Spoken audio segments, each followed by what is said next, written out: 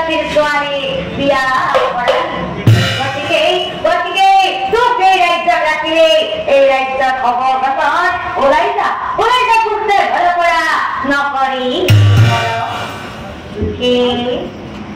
লাজ লাগে দাদা মোৰ তোমাৰ কথা শুনি মই কিয় কৈছো জানা দাদা তুমি এজন ৰজা আৰু তুমি এজন ৰজা হৈ ৰজা হৈ অন্ধবিশ্বাস মই জনামতে দাদা অপুৰুষ আৰু অপ্ৰকৃতি হৈ দুটা কিন্তু দাদা আমি আকৌ এই মানুহবোৰে কি কৰিছো জানা কি কৰিছো এই মানুহবোৰে সদায়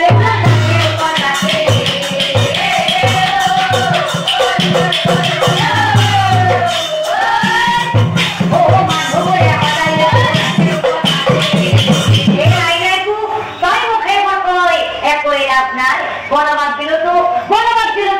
বলাই আর কোনটো এদিন পিতৃ রামচন্দ্র মরমর ভাতৃ লক্ষ্মণ দিছে বিকর্জন আর পিতৃর বাক্য মই কেতিয়াও নকৰো আৰু কোনটো মই জীয়াই থকালৈকে তই এখন তোৰ ঘৰ বুলি কেতিয়াও উভতি নাহিবি অপু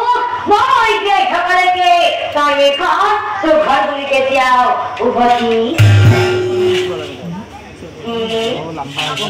ৰাজা কথা শুনিবো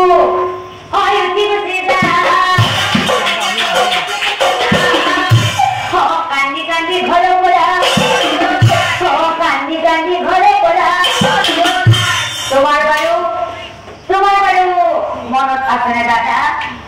আমি দুজন সেই হৰিৰে পৰাই একেলগেই ডাঙৰ দীঘল হলো কিন্তু দাদা মোৰ বাবে তোমাৰ কিমান মৰম আছে মই আজি সেই যাও দাদা তোমাৰ কথা মতে মই এই বনবাস হলো কিন্তু দাদা তুমি এদিন মোৰ বাবে কান্দিব লাগিব দাদা দাদা তুমি এদিন মোৰ বাবে কান্দিব লাগিব বলা প্ৰিয় কাদম্বৰী আমি সেই বনৰ মাজলৈ যাওঁ